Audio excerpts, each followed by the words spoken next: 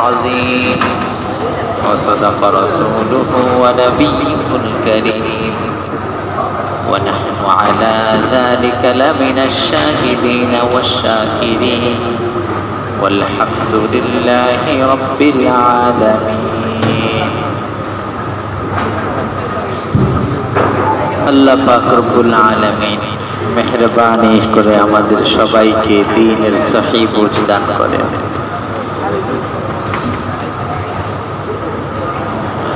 যা বলি এবং শুনি বুঝার তৌফিক দান করেন,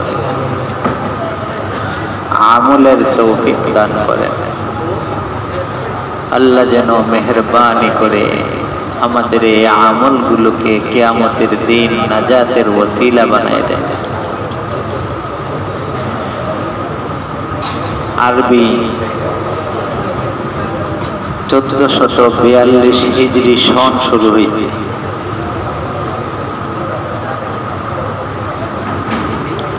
1442 হিজরি সনের প্রথম মাস মুহররমুল হারাম। মুহররম মাসের আজকে 8 তারিখ।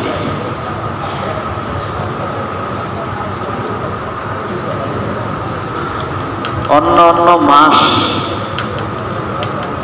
বছর শেষ হইলে আরেকটা বছর শুরু হইলে বোঝা যায়, বোঝা যায় না? ইংরেজি বর্ষ যদি শেষ হয় তাহলে ডিসেম্বরের শেষ রাত্রে 31 নাইট ডে উদযাপন করে, বোমাবাজি হয়, আতশবাজি হয়, গান বাজনা হয়, নাচ গান হয়, লাল নীল পানির আসর বসে, মদ খায়, জিনা করে, অপকর্ম করে। বিভিন্ন আবাসিক হোটেলগুলো, বারগুলো নতুন ভাবে সজ্জিত হয়। বোঝা যায় যে ইংরেজি বর্ষ একটা শেষ আর একটা শুরু হবে।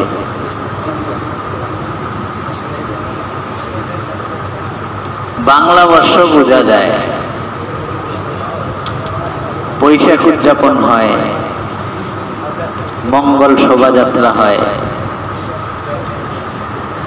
আগে তো মঙ্গল শোভাযাত্রা ছিল এক রমনা বটমূল কেন্দ্রিক ঢাকা ইউনিভার্সিটি এরিয়ায়। এখন সারা বাংলাদেশের জেলা পর্যায়ে হয়, থানা পর্যায়ে হয়, গ্রাম পর্যায়ে হয়, পারলে ঘর পর্যায়ে হয়। 15-20 দিন আগে ইলিশ মাছের দাম বাড়ে, পান্তা ইলিশ খাওয়া লাগবে। বোঝা যায় যে বাংলা মাস শুরু হবে, বোঝা যায় না? আরবি বছর শুরু হয়ে গেছে। 1441 হিজরি শেষ, 1442 হিজরি চলে। আরবি বছর কিন্তু ইংরেজি বাংলা বছরের তুলনায় সংখ্যায় কম, 11 দিন কম না? মানে প্রতি 33 বছরে 1 বছর বেশি ধরবেন। আপনার বয়স যদি ইংরেজিতে 33 হয়, আরবিতে কত? ইংরেজিতে যদি 66 হয়, আরবিতে কত? 68। ঘটনা তাই না? নবী সাল্লাল্লাহু আলাইহি ওয়াসাল্লামে এই আরবি বর্ষের 63 বছর পৃথিবীতে বেঁচে ছিলেন। আমার ইংরেজি হিসাবে না, খলিফা আকবর প্রবর্তিত বাংলা হিসাবে না।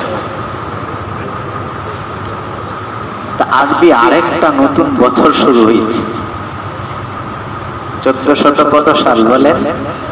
42 সাল। নবী যেই দিন থেকে হিজরত করছেন 1441 বছর পূর্ণ হয়েছে, 42 বছর রানী। বুঝেন নাই?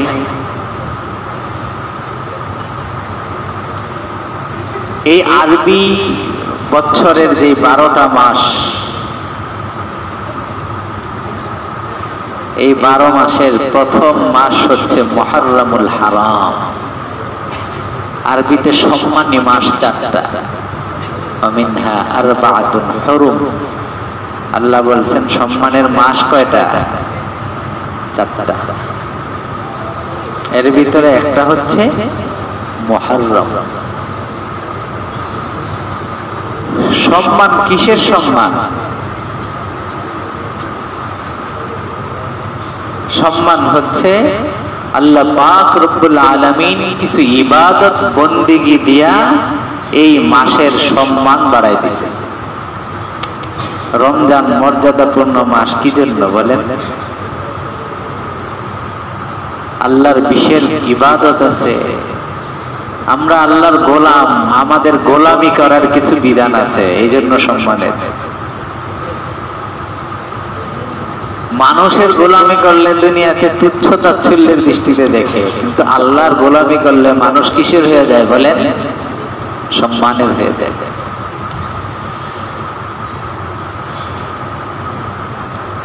আমরা কিন্তু বর্তমান আমাদের সমাজে, ভারত উপমহাদেশে আমরা মুহররম বলতে বুঝি কারবালার ইতিহাস। হযরত হুসাইন রাদিয়াল্লাহু তাআলা আনহু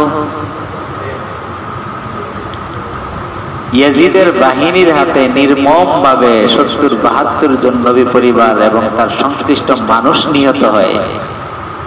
আমরা মনে করি মুহররম মানেই কারবালার ইতিহাস। আমাদের সমাজে এর ব্যাপক প্রচলন ছিল। এখন তো অনেকটা সংস্কার হয়েছে। 12 চাঁদের ফজিলত, মুকসিদুল মুমিনিন। আগে এলাকায় এলাকায় ফেরি কইরা মানুষে বই বিক্রি করত না, মানে দিনের নামে বদদিন, দিন না, এরকম কিছু বিধান যেগুলো জাল ভিত্তিহীন হাদিস দ্বারা বর্ণিত প্রমাণিত, এই জাল হাদিস বানায়া আমাদের ভারত উপমহাদেশের মুসলিম সমাজের ভিতরে ইসলামের মূল শিক্ষা, মূল বিশ্বাস এবং মূল বিধি থেকে আমাদেরকে বিচ্যুত রাখছে, দূরে সরায় রাখছে। কারণ মানুষ ধর্মের কাছে খুব দুর্বল। কার কাছে দুর্বল বলেন? ধর্মের কাছে মানুষ খুব দুর্বল। যারা গরুর পীর আছে, মাজার পীর আছে, বেরলভী রাজাখানি গ্রুপ আছে, এগো কাছেও তো শত শত মানুষ যায়, যায় না?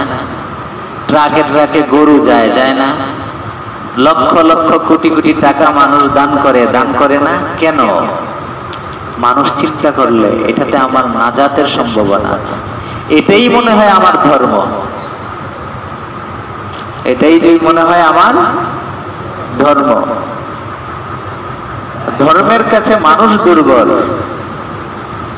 যে আমাদের বাংলাদেশের কওমি মাদ্রাসাগুলো চলে, 10 লক্ষ কওমি মাদ্রাসা, ছোটখাটো মিলে ব্যাপক নিবন্ধিতই তো 15,000 হবে, ছোটখাটো অনেক। আমাদের এই যে কওমি মাদ্রাসাগুলো বাংলাদেশে চলে, মানুষের যদি ধর্মের প্রতি দুর্বলতা না থাকতো, সম্ভব ছিল চলা? বলে আমাদের জন্য কি সরকারি বরাদ্দ আছে? সরকার বরাদ্দ দিছে, আমাদের মাদ্রাসায় মনে হয় দিছিল 10,000 টাকা। আমরা স্টাফ যা আছে সব মিলে সর্বোচ্চ 160-70 টাকা করে পাই, করোনাকালীন সরকারের অনুদান। আর মাদ্রাসার টোটাল আয় ব্যয় প্রায় 1.5 কোটি টাকা, 1.5 কোটি টাকার উপরে। আমাদের এই মাদ্রাসার কথা বললাম, বার্ষিক আয় ব্যয় কত বলেন? কিভাবে চলে বলেন? চালায় তো আল্লাহ, কিন্তু আপনাদের দিলের ভিতরে ধর্মের প্রতি একটু দুর্বলতা দিয়ে দিচ্ছেন। আপনি মনে করেন আমার এই টাকাটা যদি মাদ্রাসায় দেই, কওমি মাদ্রাসা দেই, মসজিদে দেই, হতে পারে আল্লাহ এটা কবুল কইরা আখিরাতে আমাদের নামার নাজাতের ব্যবস্থা করে দিবে। দুর্বলতা ভালো, কিন্তু বুই যা শুই না নিজের বিবেককে কাজে লাগায়া দুর্বল হইতে হবে। এটা কিন্তু আমার আপনার দায়িত্ব। নিজের বিবেককে কাজে লাগায়া দুর্বল হবেন। হক বাতিল বুঝতে হবে। হক বাতিলের চূড়ান্ত মাপকাঠি হচ্ছে কোরআন এবং সুন্নাহ। এই কোরআন এবং সুন্নাহর মাধ্যমে আমাকে মাপতে হবে। হক বাতিলের পার্থক্য বোঝা, এটা জানা, এটা আমার আপনার দায়িত্ব। বিবেককে কাজে লাগাইতে হবে, কোনটা হক কোনটা বাতিল। তা আমাদের সমাজে কারবালা আমরা মনে করতাম আশুরা মানে কারবালা। আশুরা মানে কি? কারবালা। দেখেন কারবালার ইতিহাস ইসলামের তো কোনো অংশ না। আল্লাহ তো কারবালার ইতিহাস সংগঠিত হওয়ার আগে দিন পরিপূর্ণ করে দিয়েছেন না? বিদায় হজে 11তম হিজরিতে নবী ঘোষণা দিয়েছেন, আল্লাহ কোরআনের আয়াত নাযিল করছেন। আল্লাহ বলছেন, আল ইয়াউমা আকমালতু লাকুম দীনাকুম ওয়া আতমামতু আলাইকুম নি'মাতি ওয়া রাদিতু লাকুমুল ইসলাম দীনা। আমি তোমাদের জন্য দিনকে পরিপূর্ণ করে দিয়েছি। এটার কোয়ালিটিও পরিপূর্ণ, গুণগত মান পরিপূর্ণ, আবার কোয়ান্টিটি সংখ্যায়ও পরিপূর্ণ করে দিয়েছি। বুঝেন নাই? তাহলে কারবালার ইতিহাস এটা কি দ্বীনের অংশ হইল? মুহররম মাস সম্পর্কে তো আল্লাহ কারবালার ইতিহাস 61 হিজরি সনে গঠিত হয়েছে। এর আগেই আল্লাহ বলে দিয়েছেন, মিনহা আরবাআতুন হুরুম। 12টা মাস আল্লাহর কাছে বছরের, এর ভিতরে 4টা হচ্ছে সম্মানের মাস, এর ভিতরে একটা মুহররম। 4টা হলো সম্মানের মাস, এর ভিতরে একটা কি বলেন? মুহররম। কারবালার ইতিহাসের আগেই তো ইসলাম মুহররমের কথা বলছেন, নবী মুহররমের কথা বলছেন, নবী মুহররম উদযাপন করছেন, আশুরার দিন উদযাপন করছেন। আমি আগে বলছি আপনাদের, মাস সম্মান হয় কিসের দ্বারা? এই মাসের ভিতরে যদি আল্লাহ তার বান্দাদেরকে, গোলামদেরকে বিশেষ কিছু ইবাদত দেন, বিশেষ বন্দিগি দেন, এই ইবাদত বন্দিগির কারণে এই মাস সম্মানিত হয়ে যায়। জুমার দিন সপ্তাহের শ্রেষ্ঠ দিন। কি জন্য বলেন? জুমার দিন কি 1 ঘন্টা বেশি নেই? জুমার দিনে আলাদা কোনো স্পেশাল জান্নাত থেকে নিয়ামত আসে আপনাদের জন্য? বাস্তবিক বলেন না? জুমার দিনে সূর্য একটু বেশি আলো দেয়, সমান না সব দিনের মতো? জুমার দিন সম্মানের কেন? কারণ মুসলমানদের সাপ্তাহিক ঈদ, আল্লাহ পাক এই দিনে একটা বিশেষ ইবাদত জুমার নামাজ দিয়ে দিয়েছে। কি দিয়ে দিয়েছেন বলেন?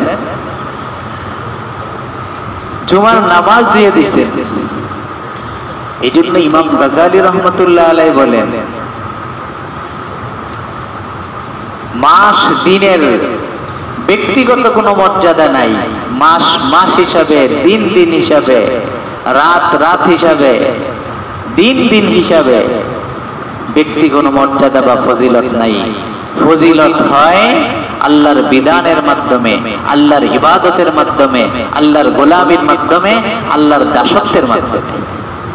এই জন্য এক কবি সুন্দর কথা বলছেন, হামা সব সবে কদর আগার তু হু কদর দাদা। তুমি সবে কদর খোঁজো, একদিনে ইবাদত করে আল্লাহর মুকাররব হয়ে যাবে। ঘটনা কি জানো? সারা বছরের সব রাত সবে কদর তুল্য যদি তুমি সেটার মর্যাদা দিতে পারো। কি দিতে পারো বলেন? যদি তুমি রাতের মর্যাদা দিতে পারো, এই রাতটাকে আল্লাহর ইবাদত বন্দিগিতে কাজে লাগাইতে পারো, তাইলে তোমার 355 দিন, 355 রাত আরবি হিসাবে 355 রাত তোমার কাছে সবে কদর হয়ে যাবে। মর্যাদা কিসের কারণে বলেন? ইবাদতের কারণে। এই আশুরার দিনকে কেন্দ্র করে আমাদের সমাজে মেলা কুসংস্কার আছে, বদদিন আছে, যেগুলো আমরা আমাদের পূর্বপুরুষ থেকে উদযাপন করে আসি। আশুরার দিন নিয়ে আমাদের সমাজে, আমাদের ভারত উপমহাদেশের মুসলিম সমাজে অনেক ভ্রান্ত কিছু বর্ণনা প্রচারিত আছে, আবার অনেক হক সত্য হাদিস সম্মত অনেক বস্তুও কি আছে, প্রচারিত আছে। আমরা জানি হাদিসের ভিতরে আশুরা সম্পর্কে সবচেয়ে সহি ঘটনা হলো দুইটা। কয়টা বলেন? সবচেয়ে সহি ঘটনা দুইটা। এক নম্বর, নবী সাল্লাল্লাহু আলাইহি ওয়াসাল্লাম যখন মদিনায় যান, তো মদিনার অধিকাংশ নাগরিক ছিল ইহুদি। কি বলেন? ইহুদি তো হযরতে মুসা আলাইহিস সালামের উম্মত, তাই না? মদিনায় গিয়ে দেখেন ইহুদিরা আশুরার দিন উদযাপন করে, এই দিনে রোজা রাখে। কি রাখে বলেন? সহিহ হাদিসে বর্ণিত আছে, বুখারী মুসলিম শরীফে আছে। নবী তাদেরকে জিজ্ঞেস করলেন, তোমরা আশুরার দিন রোজা রাখো কেন? তারা জবাব দিতে, কয় আশুরার দিন কোন দিন জানো? কয় এটা এমন দিন আনজাল্লাহু ফীহি মূসা ওয়া কওমা, কয় এই দিন আল্লাহ পাক রব্বুল আলামিন মূসা এবং তার জাতিকে মুক্তি দিবেন। কার হাত থেকে? ফেরাউনের হাত থেকে। তাহলে এক নম্বর সত্য ঘটনা, একটা মুসলমান জাতি, একটা নবীর উম্মত, আমাদের মুসলিম ভাই আশুরার দিন ফেরাউনের জুলুম নির্যাতন থেকে মুক্তি পেয়েছে। লোহিত সাগর আল্লাহ পাক রব্বুল আলামিন কুদরতি ভাবে লোহিত সাগরের ভিতর দিয়ে রাস্তা করে দিয়েছে। 12টা রাস্তা হয়েছে। মুসা আলাইহিস সালাম তার উম্মত বনি ইসরাইল সবাইকে নিয়ে নিরাপদে লোহিত সাগর পাড়ি দিয়েছে। আর কি হয়েছে ঘটনা? অগররাকা ফীহি ফিরআউন, এই দিনে আল্লাহ রব্বুল আলামিন অত্যন্ত দুর্দণ্ড প্রতাপশালী জালেম অত্যাচারী স্বৈর শাসক ফেরাউন রে আল্লাহ পাক রব্বুল আলামিন তার সৈন্য সামর্থ্য সহ লোহিত সাগরে ডুবায় মারছে। লোহিত সাগরে ডুবায় মারছে। তাহলে ঘটনা কয়টা? সহিহ হাদিসে প্রমাণিত। এক নাম্বার, আল্লাহ মুসা আলাইহিস সালাম এবং তার জাতি, তার উম্মত বনি ইসরাইলকে ফেরাউনের জুলুম নির্যাতনের হাত থেকে মুক্তি দিয়েছে। 2 নম্বর, মুসলমান ইসলামের শত্রু যে দুনিয়াতে খোদা দাবি করছে, বড় খোদা দাবি করছে, এই ফেরাউন রে আল্লাহ পাক রব্বুল আলামিন তার সদল বলে লোহিত সাগরে ডুবায় মারছে। এটা বিজয় না, বুঝেন? এটা কি বিজয় না? বিরাট বিজয় না?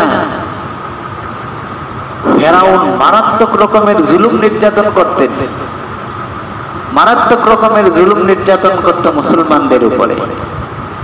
আল্লাহ কোরআনে বলছেন যুবকদেরকে মেরে ফেলত, ছেলে সন্তান জন্ম নিলে তাকে জবাই করে দিত, মেয়ে সন্তান জন্ম নিলে তাকে বাঁচায় রাখতো। কেন? ফেরাউনের দাসী বানাবে। ফেরাউনের যে গোত্র বংশ, তার গোত্র বংশের মানুষের কাজের লোক বানাবে, কাজের বুয়া বানাবে, দাসী বানাবে।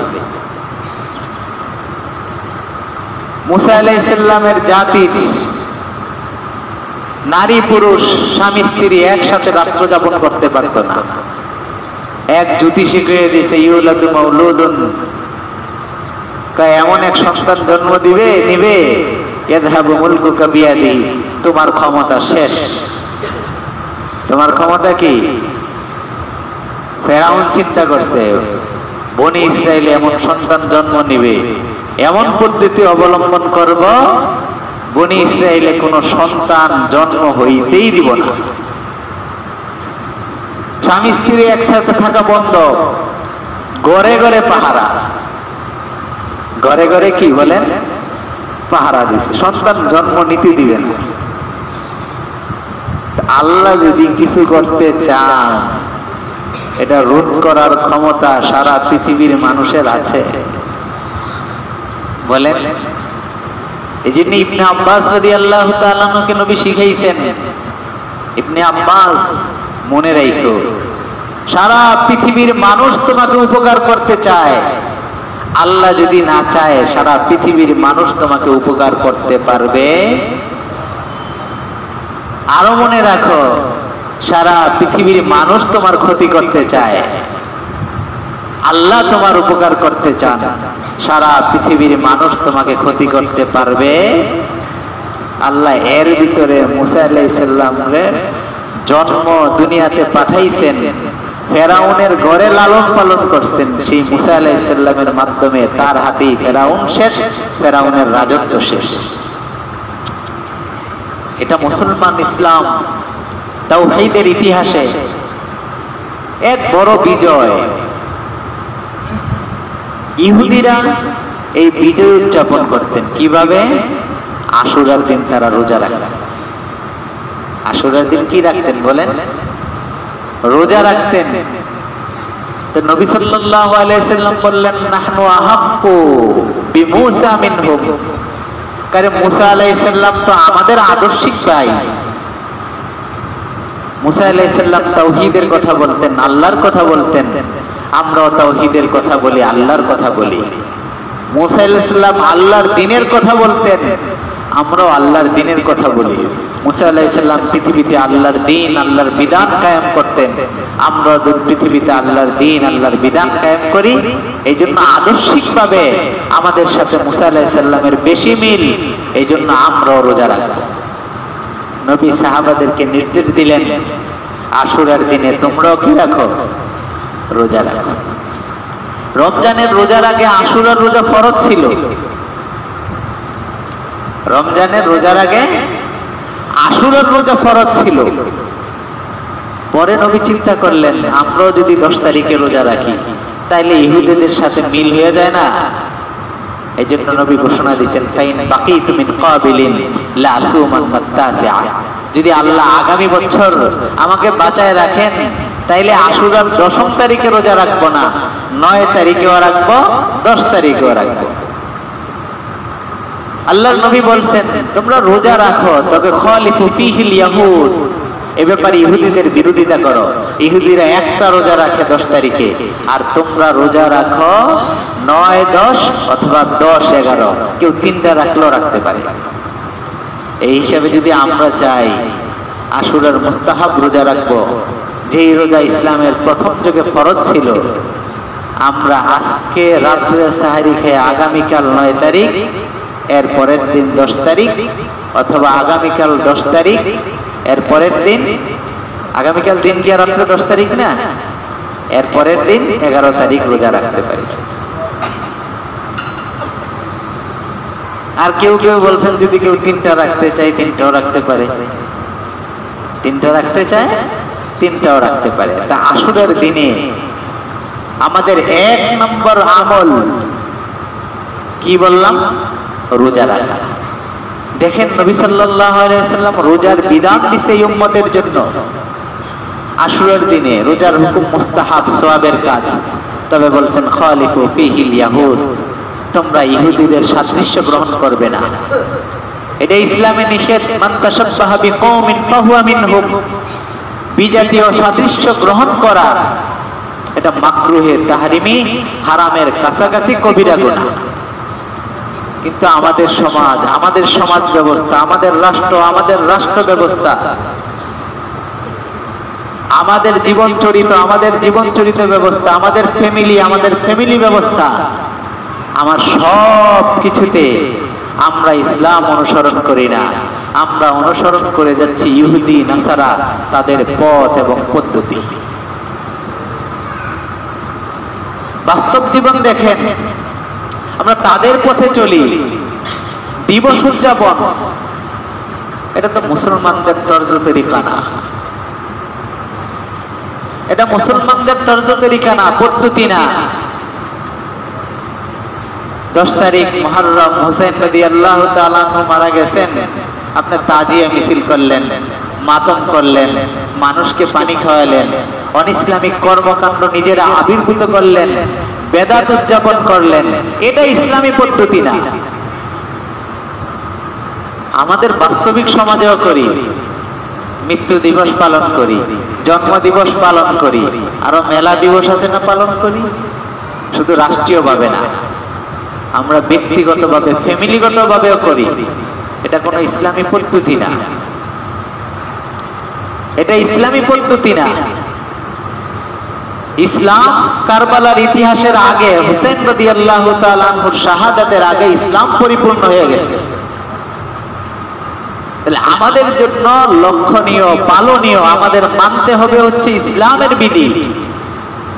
কারবালা কেন্দ্র করে শিয়াদের মতাদর্শ, কোন বিজাতীয় মতাদর্শ কোন মুসলমান উদযাপন করতে পারে না, করতে পারে না। যদি মৃত্যু দিবস পালন করা বৈধ হইত, তাহলে নবীর মৃত্যু দিবস তার 1.25 লক্ষ সাহাবীরা পালন করতেন না? যদি জন্ম দিবস পালন করা বৈধ হইত, নবীর জন্ম দিবস তার সাহাবারা উদযাপন করতেন না? বলেন।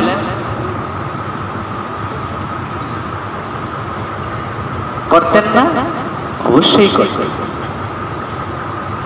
বুঝা গেল ইসলামের ভিতরে এগুলো নাই, এগুলো বিজাতীয় সংস্কৃতি, যেটা আমাদের মুসলমান সমাজ এবং রাষ্ট্র ব্যবস্থা আমাদের ভিতর দিয়ে চালায় দেওয়া হচ্ছে।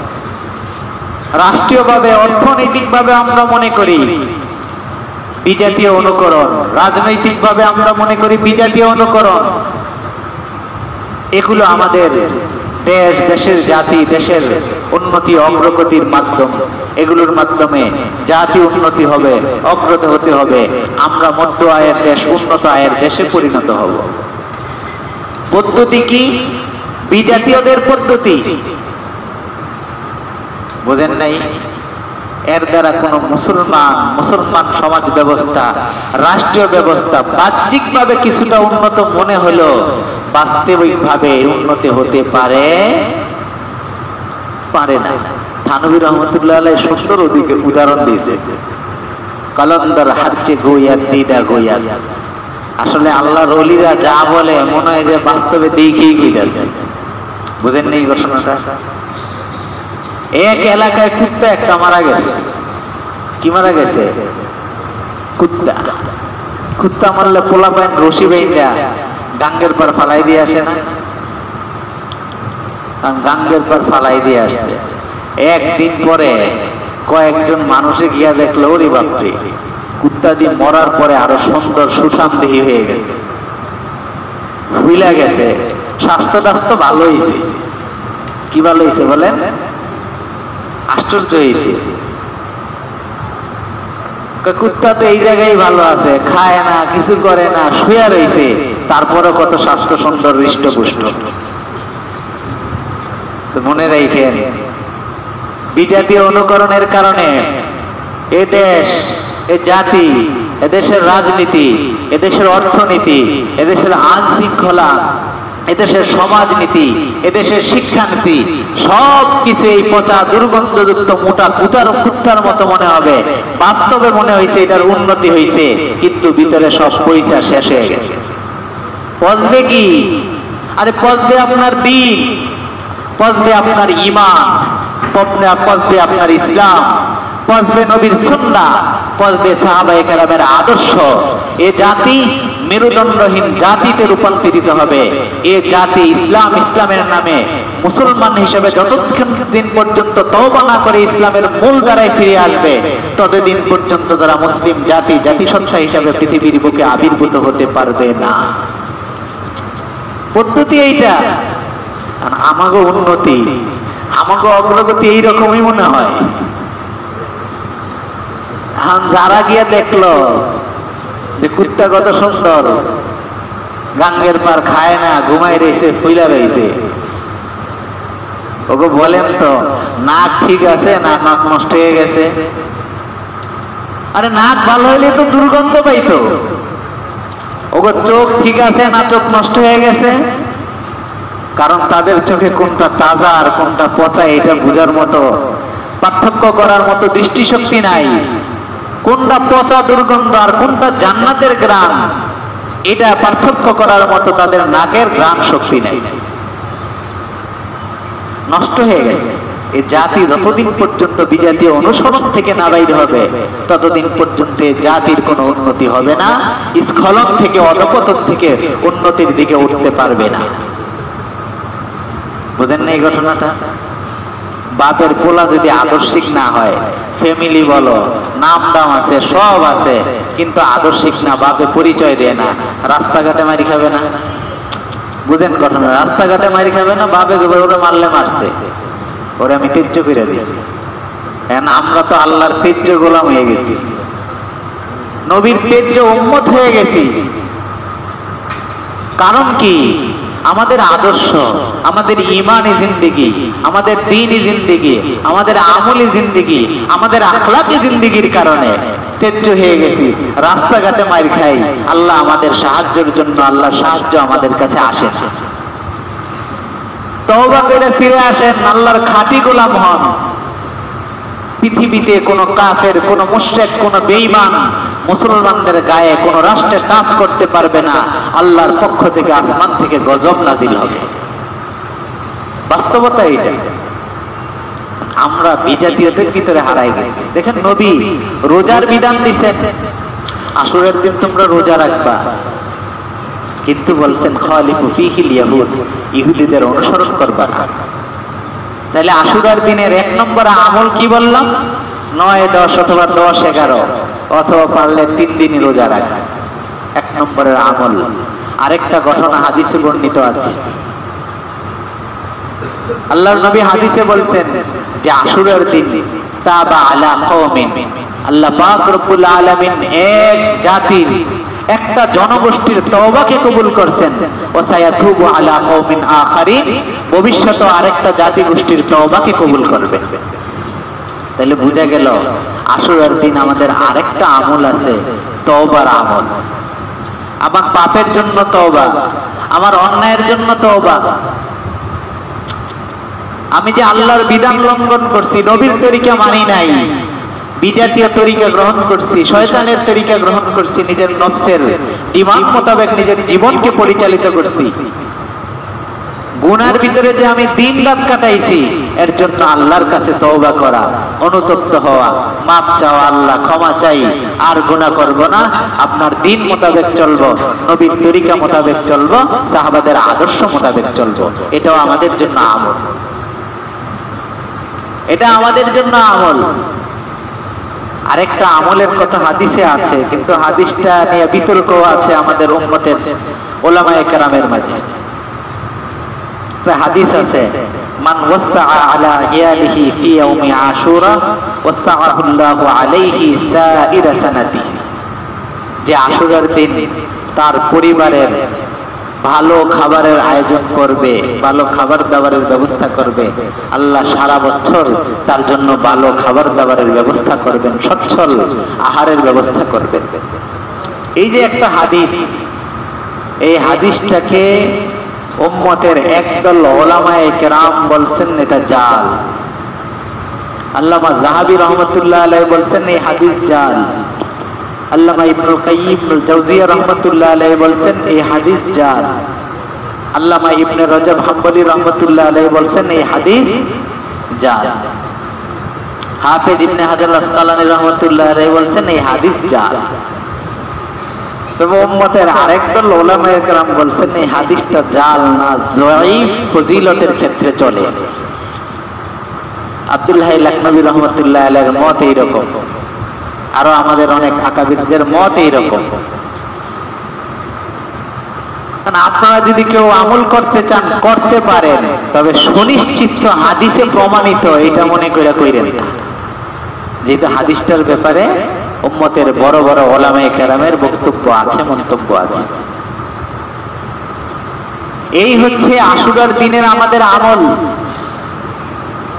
মুহররম সম্মানী মাস, ইবাদতের মাধ্যমে সম্মানী হবে, বন্দিগির মাধ্যমে সম্মানী হবে।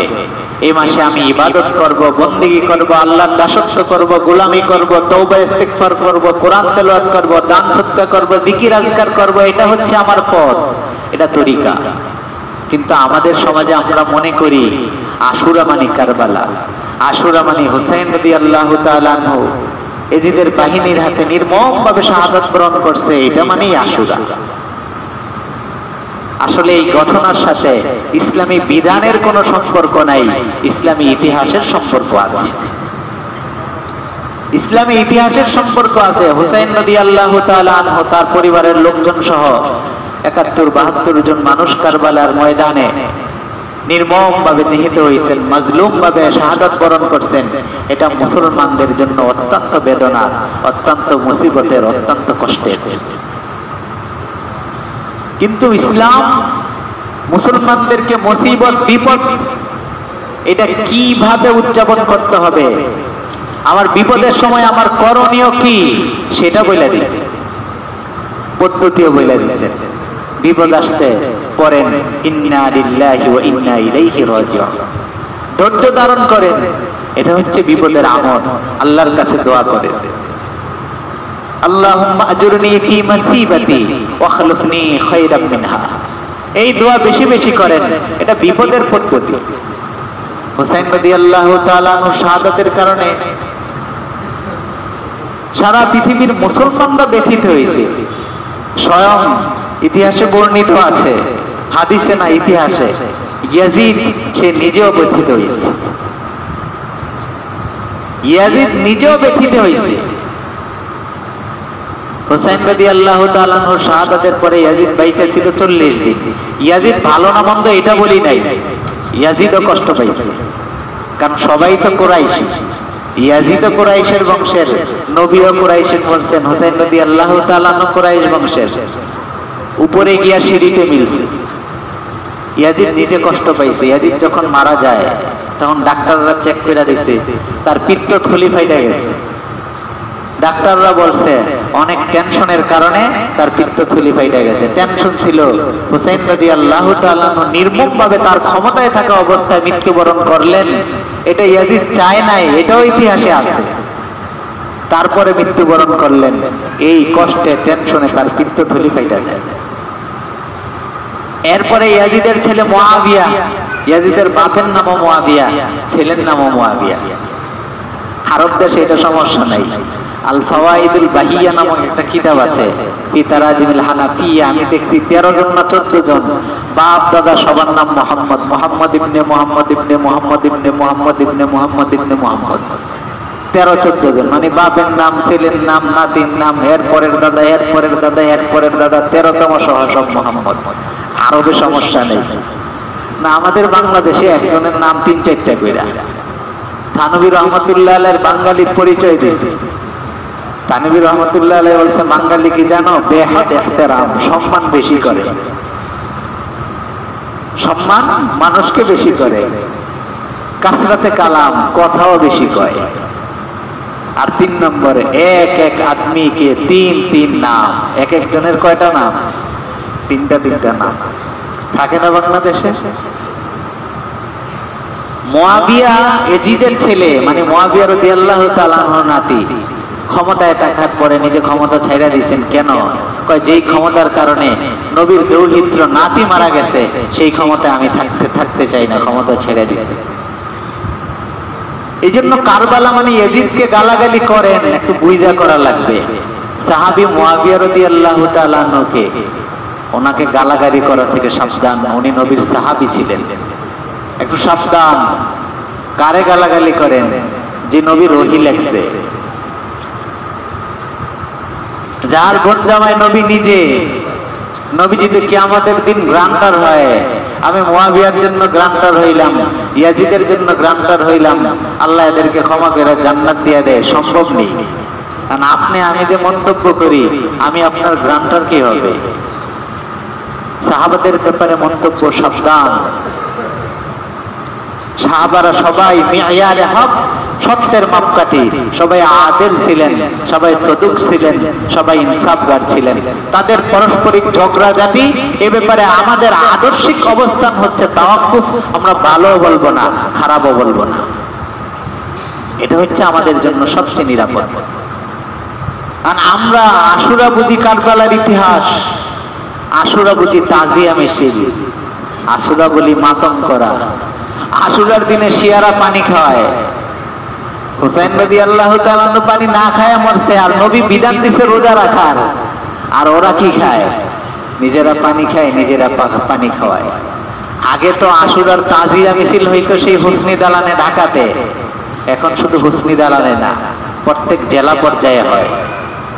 আপনাদের ফরিদপুরে হয়, প্রত্যেক জেলা পর্যায়ে হয়, জেলা শহর পর্যায়ে, থানা পর্যায়ে কোথাও কোথাও হতে পারে, আমার জানা নাই। মুসলমানরা সাবধান, কুফরি আকীদা। হুসাইন রাদিয়াল্লাহু তাআলা আনহুর কবর বানায়া সেই কবরে নিয়ে মিছিল করলেন। হুসাইন রাদিয়াল্লাহু তাআলা আনহু মৃত্যু দিবস, মৃত্যুবরণ করছেন, শাহাদাত বরণ করছেন, তার শাহাদাত বার্ষিকীর দিন শোক পালন করতে হবে, এটা তো ইসলাম শিক্ষা দেয় নাই। যদি মৃত্যুবার্ষিকীতে শোক পালন বৈধ হইতো, তাহলে নবী ইন্তেকাল করছেন, ওই দিন তো কোন ইসলাম, কোন মুসলমান, কোন সাহাবায়ে কেরাম শোক পালন করে নাই। নবী তো হুসাইন রাদিয়াল্লাহু তাআলা আনহু ছোট ছিলেন না, বড় ছিলেন না?